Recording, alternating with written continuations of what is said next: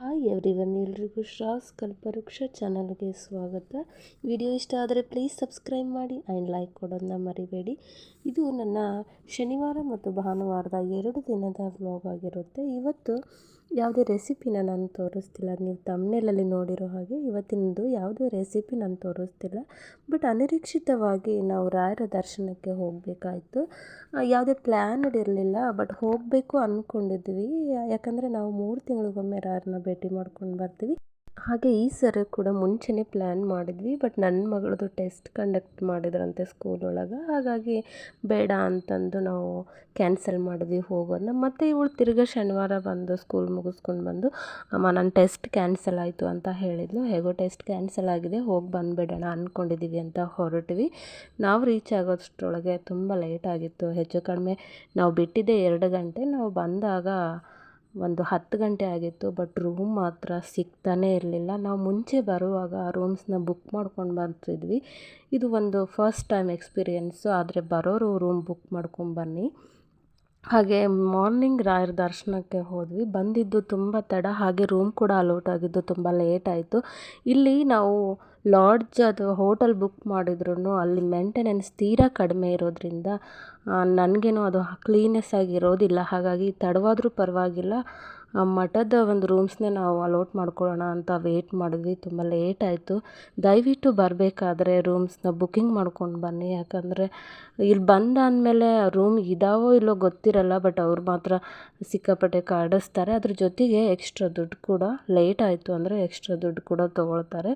ಮಾಮೂಲಿಯಾಗಿ ನಾರ್ಮಲಾಗಿ ಒಂದು ರೂಮಿಗೆ ಅಥವಾ ಹೊಸ ರೂಮ್ ಇರಲಿ, ಹೊಸ ರೂಮಿಗೆ ಒಂದು 500 ರೂಪಾಯಿ ಇದ್ದರೆ, ಇಲ್ಲಿ ಆವತ್ತಿನ ದಿನ ನಮಗೆ ತೊಗೊಂಡಿದ್ದು ಒಂದು 1900 ರೂಪಾಯಿ ತೊಗೊಂಡ್ರು.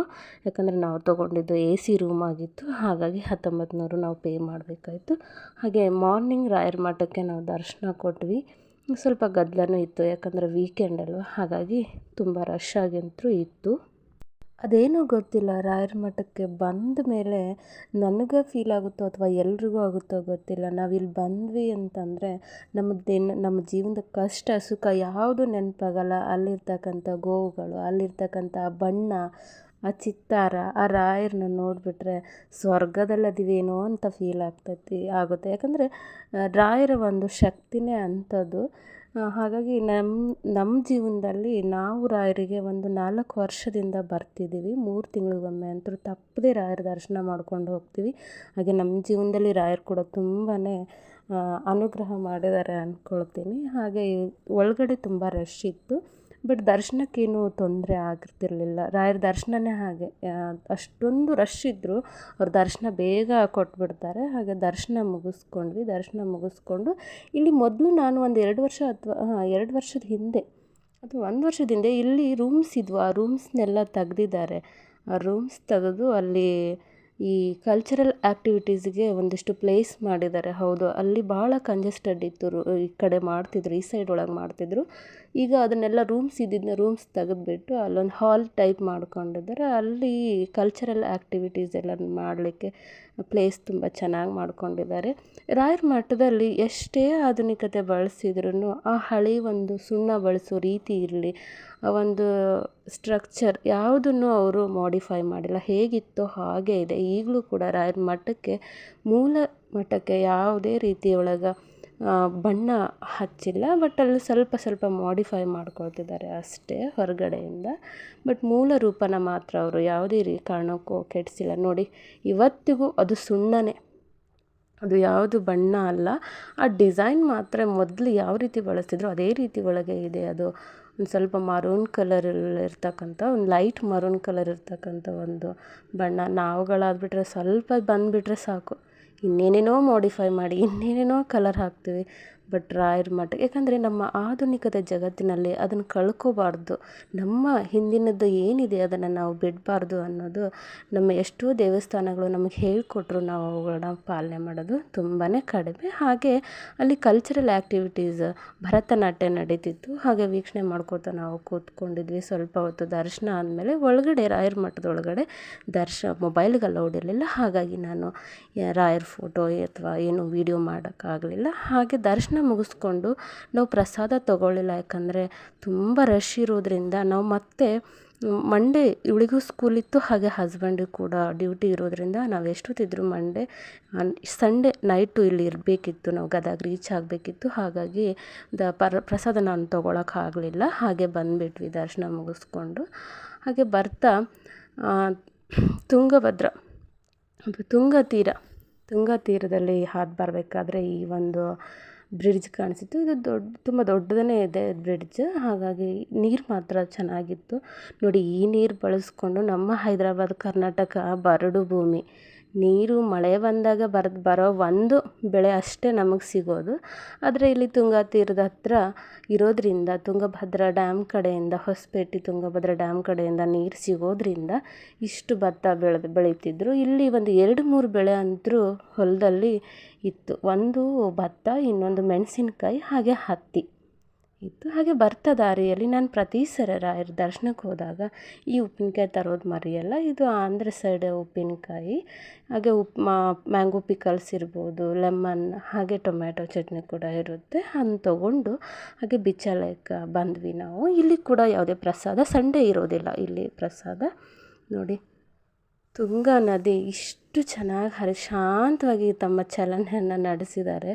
ಇಷ್ಟು ಶಾಂತವಾಗಿ ಇರೋದು ನೋಡಿರಲಿಲ್ಲ. ಲಾಸ್ಟ್ ಟೈಮ್ ಬಂದಾಗ ತುಂಬ ಭೋರ್ಗರಿತಿತ್ತು, ಅಷ್ಟು ಜಾಸ್ತಿ ನೀರಿತ್ತು. ಕೆಳಗಡೆ ಎಲ್ಲ ಬಿಚಾಲಯದಲ್ಲಿರ್ತಕ್ಕಂಥ ಅಪ್ಪಣಾಚಾರ್ಯರ ಏಕಶಿಲಾ ಬೃಂದಾವನ ಮುಚ್ಚಿಬಿಟ್ಟಿರುತ್ತೆ, ಅಷ್ಟು ನೀರಿರುತ್ತೆ ಮಳೆಗಾಲದಲ್ಲಿ. ಈಗ ಸ್ವಲ್ಪ ಕಡಿಮೆ ಆಗಿತ್ತು. ಈ ನೋಟ ನೋಡಲಿಕ್ಕೆ ಅದೊಂಥರ ಏನೋ, ಅಲ್ಲಿ ಹೋದರೆ ಸಾಕು, ಬಿಚಾಲಯ ಇರಲಿ, ಮಂತ್ರಾಲಯ ಇರಲಿ, ಒಂದು ಪಾಸಿಟಿವ್ ವೈಬ್ಸ್ ಬೇರೆಯೇ ಇರುತ್ತೆ. ಅಲ್ಲಿ ಹೋಗಿದ್ವಾಗ ಟೈಮ್ ಹೇಗೆ ಹೋಗುತ್ತೆ ಅನ್ನೋದು ಗೊತ್ತಾಗೋದಿಲ್ಲ. ಬಟ್ ನಮಗೆ ತುಂಬ ಅವಸರ ಇತ್ತು. ಈ ಸರಿ ಮಾತ್ರ ಸಿಕ್ಕಾಪಟ್ಟೆ ಅವಸರ ಮಾಡಿಕೊಂಡೇ ನಾವು ಬಂದಿದ್ದು. ಯಾಕಂದರೆ ಮಂಡೇ ಇವಳಿಗೆ ರಿವಿಷನ್ಸ್ ನಡೀತಿದ್ದಾವೆ ಸ್ಕೂಲಲ್ಲಿ, ಹಾಗಾಗಿ ಬಿಡೋ ಹಾಗಿರಲಿಲ್ಲ. ಹಾಗಾಗಿ ಸ್ವಲ್ಪ ಅವಸರ ಮಾಡಿಕೊಂಡು ಗಡಿಬಿಡಿ ಒಳಗೆ ನಾವು ಬಂದ್ವಿ. ಹಾಗೆ ಇಲ್ಲಿ ಒಂದೇನು ಅಂದರೆ ಹೊಸದಾಗಿ ಈ ತೆಪ್ಪ ರೆಡಿ ಮಾಡಿದ್ದಾರೆ. ಬೇಕು ಅಂದರೂ ಹೋಗ್ಬೋದು. ನಾನು ನೋಡೋಣ ಅಂತಂದೆ, ಬಟ್ ಹಸ್ಬೆಂಡ್ ಬೇಡ, ಹೀಗೆ ಹೊಸ್ದಾಗಿ ಮಾಡ್ತಿದ್ದಾರೆ, ಸೇಫ್ಟಿ ಇಲ್ಲ, ಏನೂ ಇಲ್ಲ, ಬೇಡ, ಮತ್ತು ನೆಕ್ಸ್ಟ್ ಟೈಮ್ ನೋಡೋಣ, ಈ ಸದ್ಯಕ್ಕೆ ಬೇಡ ಅಂತಂದರೆ ಸ್ವಲ್ಪ ಜನ ಹತ್ಕೊಳ್ತಿದ್ರು. ಬಟ್ ನಾನಿದು ಮೊದಲನೇ ಸರಿ ಇಲ್ಲಿ ನೋಡ್ತಿರೋದು, ತೆಪ್ಪದಲ್ಲಿ ಹೋಗ್ತಿರೋದು. ಅದು ಎಲ್ಲಿ ಹೋಗ್ತಾರೋ ಗೊತ್ತಿಲ್ಲ, ಏನೋ ಒಂದು ರೌಂಡ್ ಹಾಕ್ಕೊಂಡು ಬರ್ಬೋದು ಅಷ್ಟೇ. ಆದರೆ ಅಷ್ಟೊಂದು ಸೇಫಾಗಂತೂ ಇರಲಿಲ್ಲ ನೋಡಲಿಕ್ಕೆ. ಹಾಗೆ ಎಲ್ಲರೂ ಬಿಚ್ಚಾಲಯದಲ್ಲಿ ಅಪ್ಪಣಾಚಾರ್ಯ, ಇಲ್ಲಿ ಏಕಶಿಲಾ ಬೃಂದಾವನ ಇರೋದು, ಇದೇ ಏಕಶಿಲಾ ಬೃಂದಾವನ. ಹಾಗೆ ಅಪ್ಪಣಾಚಾರ್ಯರ ಒಂದು ದರ್ಶನ ಮಾಡಿಕೊಂಡು ಇಲ್ಲಿ ಕೂಡ ರಾಯರ ಒಂದು ಬೃಂದಾವನ ಇದೆ. ಇಲ್ಲಿ ನಿಮ್ಗೆ ಗೊತ್ತಿರೋ ಹಾಗೆ ರಾಯರ ಒಬ್ಬ ಆಪ್ತ ಮಿತ್ರ ಅಂತಲೇ ಹೇಳ್ಬೋದು. ಅಪ್ಪಣಾಚಾರ್ಯರ ಒಂದು ವಾಸಸ್ಥಳ ಆಗಿರುತ್ತೆ. ಇಲ್ಲೇ ಅವರು ಜಪ ಮಾಡ್ತಿರ್ತಾರೆ ಅಂತೆ. ಅವರಿಗೆ ರಾಯರಿಗೆ ಅವಿನಾಭಾವದ ಸಂಬಂಧ, ಪ್ರೀತಿ. ಹಾಗೆ ಅಪ್ಪಣಾಚಾರ್ಯರು ಇಲ್ಲಿ ಒಂದು ಪಾಠಶಾಲೆಯನ್ನು ನಡೆಸ್ತಿರ್ತಾರೆ. ಇಲ್ಲಿ ಒಂದು ಕತೆ ಇದೆ. ಏನು ಅಂದರೆ, ಪಾಠಶಾಲೆ ನಡೆಸಬೇಕಾದ್ರೆ ಅಪ್ಪಣಾಚಾರ್ಯರು ಭಿಕ್ಷಾಟನೆ ಮಾಡಿ ತೊಗೊಂಡು ಬಂದಿರತಕ್ಕಂಥ ಅಕ್ಕಿನ ಒಂದು ವಸ್ತ್ರದಲ್ಲಿ ಕಟ್ಟಿ ಕಟ್ಟಿರ್ತಕ್ಕಂಥ ಅಕ್ಕಿ ಮೂಟೆಗೆ ಅಥವಾ ಅಕ್ಕಿ ಗಂಟಿಗೆ ತುಂಗಾ ತೀರದ ನೀರನ್ನು ಪ್ರೋಕ್ಷಣೆ ಮಾಡಿದಾಗ ಆ ಅಕ್ಕಿ ಯಾವುದೇ ಬೆಂಕಿ ಇಲ್ಲದೆ ಅನ್ನ ಆಗಿರುತ್ತಂತೆ. ಹಾಗಾಗಿ ಇದನ್ನು ಬಿಚ್ಚಾಲಯ ಅಂತ ಕರೀತಾರೆ.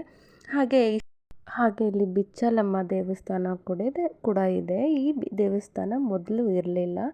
ಇದು ನಾನು ಅಂದರೆ ಬಿಚ್ಚಲಮ್ಮನ ದೇವಸ್ಥಾನ ಹಳೇದಿದ್ದಾಗೂ ಕೂಡ ನಾನು ಈ ದೇವಸ್ಥಾನನ ನೋಡಿದ್ದೆ. ನಾನು ನಿಮಗಿಲ್ಲಿ ಸಿಕ್ಕರೆ ಫೋಟೋದೊಳಗೆ ತೋರಿಸ್ತೀನಿ ಹೇಗಿತ್ತು ಅಂತ. ಈಗ ಇದನ್ನು ಹೊಸದಾಗಿ ಕಟ್ಟಿದ್ದಾರೆ. ಈ ದೇವಸ್ಥಾನದ ಒಂದು ದೊಡ್ಡ ವಿಶೇಷತೆ ನಾನು ಹೇಳ್ತೀನಿ. ಇಲ್ಲಿ ನಾಗಮೂರ್ತಿಗಳನ್ನು ಪ್ರತಿಷ್ಠಾಪನೆ ಮಾಡಿದ್ದಾರೆ. ಹಾಗೆ ತುಳಸಿ, ಬಿಚ್ಚಲಮ್ಮನ ಮುಂದ್ಗಡೆನೇ ಒಂದು ತುಳಸಿ ಕಟ್ಟೆ ಕಟ್ಟಿದ್ದಾರೆ. ಹಾಗೆ ಇಲ್ಲಿ ಬಿಚ್ಚಲಮ್ಮ ದೇವಸ್ಥಾನ. ಇಲ್ಲಿ ಅಪ್ಪಣಾಚಾರ್ಯರು ಬಿಚ್ಚಲಮ್ಮನ ದರ್ಶನ ಪಡ್ಕೊಂಡು ಪಾಠಶಾಲೆ ನಡೆಸ್ತಿದ್ರು. ಇದೇ ನೋಡಿ, ನಾನು ಒಂದು 4 ವರ್ಷದ ಹಿಂದೆ ನೋಡಿದಾಗ ಈ ರೀತಿ ಇತ್ತು ಅಂದ್ಕೊಳ್ತೀನಿ ಬಿಚ್ಚಲಮ್ಮನ ದೇವಸ್ಥಾನ. ಇಲ್ಲಿ ನೋಡಿ, ದೇವಸ್ಥಾನದ ವಿಶೇಷತೆ ಏನು ಅಂದರೆ, ಈ ದೇವಸ್ಥಾನದ ಕಟ್ಟಡ ಬಾಳೆಹಣ್ಣು ಹಾಗೂ ಬೆಲ್ಲದಿಂದ ಕಟ್ಟಲಾಗಿದೆ. ಅಂದರೆ ಕಟ್ಟಡಕ್ಕೆ ಬಾಳೆಹಣ್ಣು ಹಾಗೂ ಬೆಲ್ಲದ ಲೇಪನವನ್ನು ಸವರಿದ್ದಾರೆ, ಯಾವುದೇ ಪ್ಲಾಸ್ಟರ್ ಮಾಡಿಲ್ಲ ಅಂತೆ.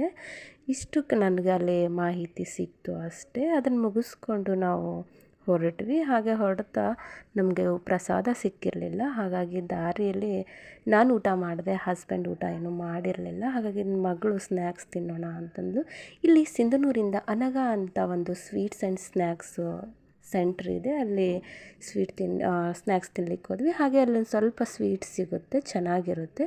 ಬಟ್ ಈ ಸರಿ ನಾನು ಯಾವುದೇ ಸ್ವೀಟ್ ತೊಗೊಳಕ್ಕೆ ಹೋಗಲಿಲ್ಲ, ಜಸ್ಟ್ ಸೇವ್ ಅಷ್ಟೇ ತೊಗೊಂಡೆ.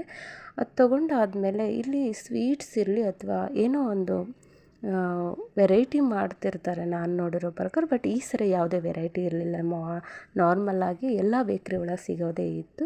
ಬಟ್ ಇಲ್ಲಿ ಹೈಜೀನಾಗಿ ಮಾಡ್ತಾರೆ, ಸಿಂಧನೂರಿಂದ ಆಚೆ, ಊರಿಂದ ಆಚೆ ಇರುತ್ತೆ. ಹಾಗೆ ನಾವು ಇವತ್ತು ಇಲ್ಲಿ ಸ್ನ್ಯಾಕ್ಸ್ ತೊಗೊಂಡಿದ್ದು ಜಸ್ಟ್ ದೋಸೆ, ಅವಳು ಕಚೋರಿ ಹಾಗೆ ಪಾನಿಪುರಿ ತೊಗೊಂಡಿದ್ವಿ.